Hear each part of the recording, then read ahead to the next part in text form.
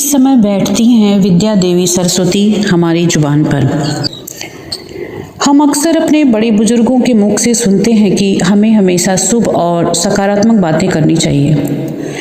बड़े बुजुर्ग कहते हैं कि किसी भी मनुष्य को अपशब्द और नकारात्मक बातें नहीं कहना चाहिए, क्योंकि क्या पता उस समय उसके मुख पर माँ सरस्वती विराजमान हो और वह नकारात्मक बातें सच हो जाएं।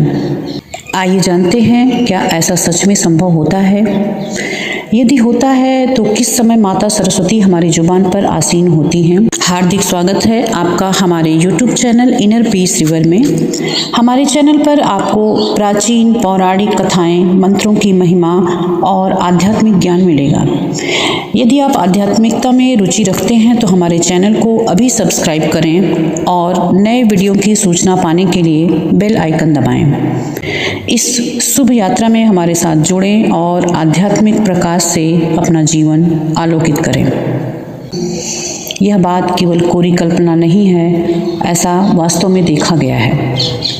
जैसा कि हम सभी जानते हैं कि माता सरस्वती बुद्धि, ज्ञान और विवेक की देवी हैं। वह शब्द की माधुर्य और ज्ञानवती हैं। वीणावादिनी सरस्वती ने ही सर्वप्रथम सृष्टि में स्वर भरे हैं। ऐसी मान्यता है कि माता सरस्वती से सर्वप्रथम स स्वर की उत्पत्ति हुई और इसी वजह से संसार के सभी नदी, नालों और पक्षियों को आवाज़ मिली।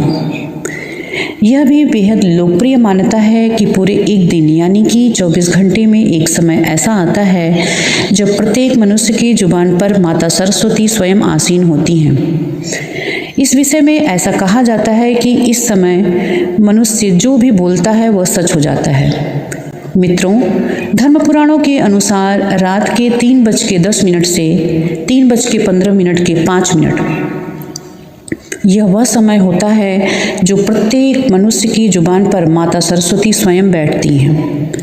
अब आप सोचेंगे कि इस समय तो कोई जागता ही नहीं है, तो इस बात का क्या मतलब? लेकिन ऐसा नहीं है। यह वह चरम समय होता है जब हमें किसी भी परिस्थिति में किसी भी प्रकार के अपशब्द या नकारात्मक बातों का वर्णन नहीं करना होता है, क्योंकि इसका असर प्रातः काल तक रहता है। इसलिए आपको प्रातःकालीन यानी कि सूर्योदय से पहले और सूर्योदय के कुछ समय बाद भी किसी प्रकार के एक शब्द या नकारात्मक बातों का वर्णन नहीं करना चाहिए। यदि आप किसी के लिए बुरा कह रहे हैं तो वो सच हो जाता है, किंतु वही नकारात्मक शब्द पुनः लौटकर वापस आपके पास ही आता है। यदि आप इस समय बिना किसी इच्छा के माँ सरस्वती का स्मरण कर लें तो माँ सरस्वती अत्यधिक प्रसन्न होकर आपको शुभ कामों के लिए आशीर्वाद देकर जाती हैं। इस समय उपरांत बहुत से पंडित, ऋषि मुनि यज्ञ कर रहे होते हैं। यज्ञ के दौरान ऋषि मुनि जिस भी देवता का आवाहन करते हैं वो प्रकट हो जाते हैं। तो यदि आप भी माँ सरस्वती का आशीर्वाद चाहते हैं तो बताए गए समय पर उनको याद करें और मनोवांछित फल की प्राप्ति करें। अगर आपको ये वीडियो अच्छी लगी हो तो इसे लाइक करें और कृपया कमेंट में जय माँ शारदे लिखकर अपनी श्रद्धा व्यक्त करें। धन्यवाद।